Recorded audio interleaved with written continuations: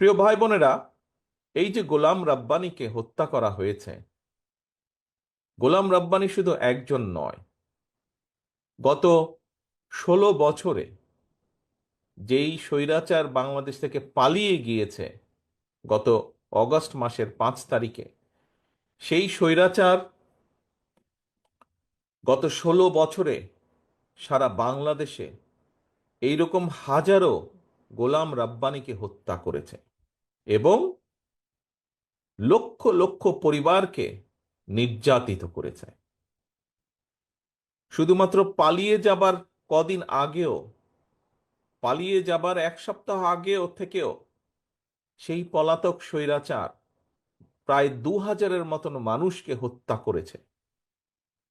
পালিয়ে যাবার কয়েকদিন আগেও ক্ষমতা ধরে রাখতে প্রায় 30,000-এর কাছাকাছি মানুষকে সে বিভিন্নভাবে জখম করেছে, বিভিন্নভাবে নির্যাতন করেছে।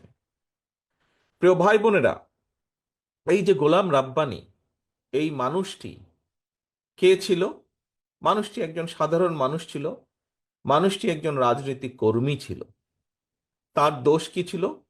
তার দোষ ছিল সে দেশের মানুষের যেই অধিকার, কথা বলার অধিকার বলি আমরা, ভোটের অধিকার বলি আমরা, অর্থাৎ মানুষের যে অধিকার, ওই যে পালিয়ে গেছে যে 5 তারিখে স্বৈরাচার, সে সেই অধিকারকে দাবিয়ে রাখতে চেয়েছিল। গোলাম রাব্বানি সেটার বিরুদ্ধে প্রতিবাদ করেছিল, মানুষের পক্ষে কথা বলেছিল, মানুষের কথা বলার পক্ষে, মানুষের অধিকারের পক্ষে, মানুষের রাজনৈতিক অধিকারের পক্ষে কথা বলেছিল।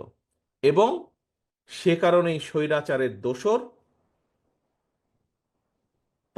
তাকে হত্যা করেছে, এরকম বহু হত্যা করেছে।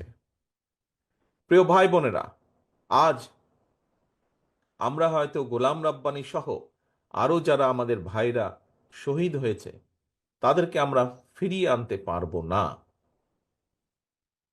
যারা বিভিন্নভাবে ক্ষতিগ্রস্ত হয়েছেন, আমাদের যে সকল ভাইয়েরা বোনেরা ক্ষতিগ্রস্ত হয়েছেন, বিভিন্নভাবে পঙ্গুত্ব নির্যাতনের শিকার হয়েছেন, পঙ্গুত্ব বরণ করেছেন, তাদেরকে হয়তো চিকিৎসার মাধ্যমে আমরা কাউকে কাউকে সুস্থ করে সম্পূর্ণভাবে সুস্থ করতে পারবো, কাউকে কাউকে হয়তো কিছুটা হলেও আমরা সুস্থ করতে পারবো। যেই পরিবারগুলো বিভিন্নভাবে ক্ষতিগ্রস্ত হয়েছে, আপনারা সহ বাংলাদেশের মানুষ যাদের পক্ষে সম্ভব, সেই মানুষগুলো যদি এই পরিবারগুলোর পাশে আমরা যার যতটুকু সামর্থ্য আছে তা নিয়ে যদি আমরা পাশে দাঁড়াই, তাহলে সেই পরিবারগুলো আগামী যে কয়দিন বেঁচে থাকবে কিছুটা হলেও ভালো থাকবে। প্রিয় ভাই বোনেরা, আজ স্বৈরাচার পালিয়ে গিয়েছে। বাংলাদেশ, বাংলাদেশের মানুষ এখন স্বৈরাচার মুক্ত। এখন সামনে আমাদের আরেকটি বড় যুদ্ধ। কি সেই যুদ্ধ? যেই সংগ্রাম, যেই আন্দোলন বিগত 16 বছর যাবৎ এই দেশের মানুষ, বিশেষ করে রাজনৈতিক দলগুলোর নেতাকর্মীরা করেছিল মানুষের সহযোগিতা নিয়ে, মানুষের সমর্থন নিয়ে, সেই অধিকারকে, যে অধিকারকে প্রতিষ্ঠিত করার জন্য, সেই অধিকারগুলোকে পর্যায়ক্রমিকভাবে আমাদের এখন প্রতিষ্ঠিত করতে হবে।